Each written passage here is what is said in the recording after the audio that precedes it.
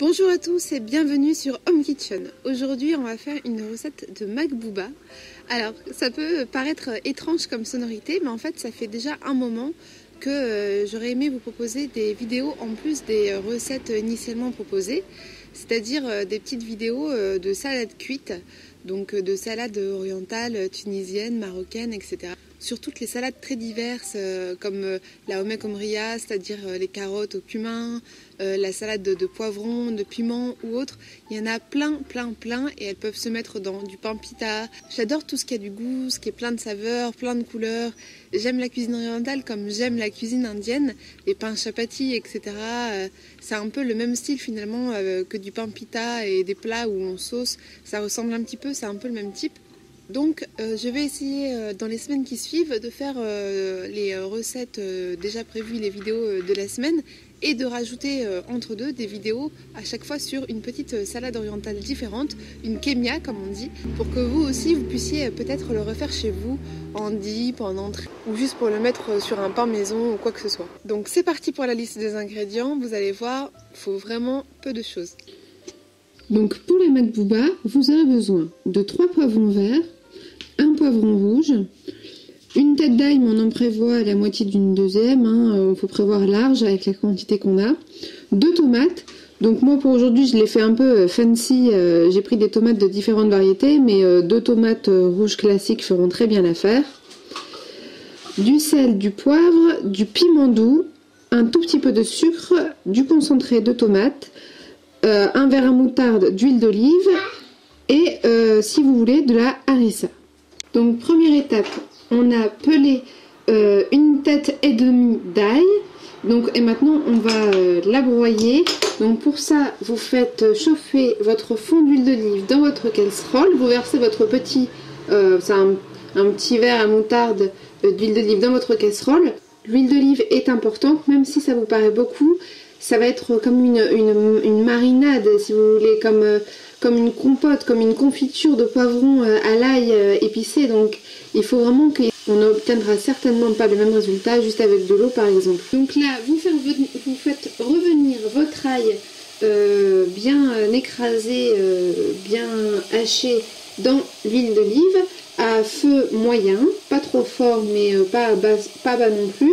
Et ensuite on va tout de suite rajouter les poivrons. Donc là on va ajouter les 3 poivrons verts et le poivron rouge, bien sûr lavé et pépiné et coupé en petits cubes, en petits morceaux, pas trop gros et à peu près tous égaux pour que ça puisse fondre uniformément à la cuisson. Donc vous ajoutez bien tout dans la casserole, vous remuez tout pour que l'ail revienne au-dessus, pour que tout soit bien enrobé d'huile d'olive. Et maintenant on va ajouter les 2 tomates. Donc là pas de secret, mes 2 tomates je les ai lavées et coupées en cubes, j'ai enlevé le trognon. Je précise que moi j'ai pris des tomates de différentes couleurs et variétés parce que j'avais ceux-là et le goût est très bon. Ceux-là sont un peu sucrés, ceux-là ont beaucoup de chair et moins d'eau, ce qui m'arrange parce que moi j'aime quand il y a plus de chair dans la tomate. Mais 2 tomates classiques feront très bien l'affaire. Donc on les ajoute à notre mélange et idem, vous retournez bien pour que tout soit bien imbibé de l'huile d'olive à l'ail. Donc là on est à feu moyen environ. On va laisser revenir ça pour 2 minutes, que tout soit bien revenu dans cette fameuse huile d'olive très parfumée. On va ajouter le reste des ingrédients avant de vraiment baisser à feu doux et laisser mijoter pendant un certain temps.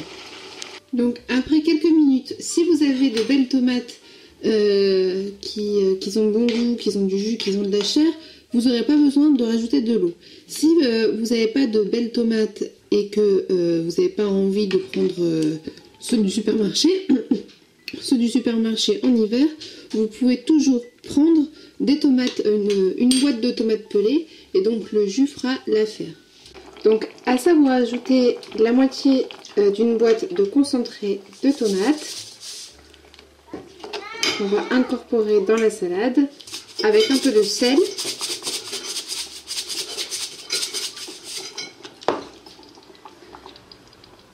Un peu de poivre, du piment doux. Là, si vous le voulez, vous ajoutez une petite pointe de harissa, juste pour que ça soit relevé. Nous, c'est Larissa du Cap Bon, elle est pratique et franchement, on la trouve bonne. Et un tout petit peu de sucre pour contrer l'acidité de toutes les tomates. Mais vous pouvez mettre votre sucrant habituel, si par exemple vous utilisez du sirop d'agave. Et voilà, maintenant on a ce beau mélange qui mijote, qui compote. On va le laisser cuire pendant environ 1 heure, 1 heure et demie à petit feu. Vous allez voir qu'on va avoir un merveilleux confit de poivron à l'ail. Déjà là, ça sent super bon. Et vous pourrez le garder déjà quelques jours dans votre frigo, dans un ramequin, pour le sortir comme un mezzé avant de se faire un petit plat, ou le mettre sur du riz ou ce que vous voulez. Mais j'avoue qu'en général, avec un bon morceau de pain un peu brioché ou de pita, avec d'autres salades combinées, c'est vraiment le best-of. À la fin, vous obtenez donc 3 ramequins de cette fabuleuse salade orientale, salade cuite. Franchement, nous on s'en fait très souvent. Elle est facile à faire. Elle demande, c'est vrai, un petit peu de cuisson, mais cela dit, on n'est pas obligé de rester à côté. On peut peut-être venir voir 1 fois ou 2 si ça accroche pas au fond de la casserole, mais à part ça, c'est tout. Donc voilà, j'espère que ça vous a plu. Avec ça, vous devrez avoir largement assez de quantité. Par contre, c'est une salade cuite qui se mange froide. Donc, elle est encore 3 fois meilleure après quelques temps au frigo. Donc, par exemple, si vous la faites le midi pour le soir, par exemple, une fois bien refroidie, avec une bonne miche de pain, elle est sublime. C'est là qu'elle est à l'apogée de son goût. Mais bon, si vraiment vous ne pouvez pas résister, vous pouvez la manger chaude, mais c'est moi qui vous le dis. Une fois qu'elle a passé 2 heures au frais, l'ail, l'huile d'olive, les tomates concassées dedans, le piment doux qui a imprégné le tout, vraiment on sent la différence et le plaisir est décuplé par 2. Et voilà les amis, j'espère que vous aurez apprécié cette petite vidéo de kémia tunisienne. Nous, en ce qui nous concerne, on va la manger avant le repas de Shabbat, avant un bon couscous, avec des grandes ralottes tressées. J'espère que ce petit format vous plaît, je vous dis à bientôt. N'hésitez pas à me laisser en commentaire si vous avez réalisé cette recette, si ça vous a plu ou déplu. Je vous souhaite un excellent week-end.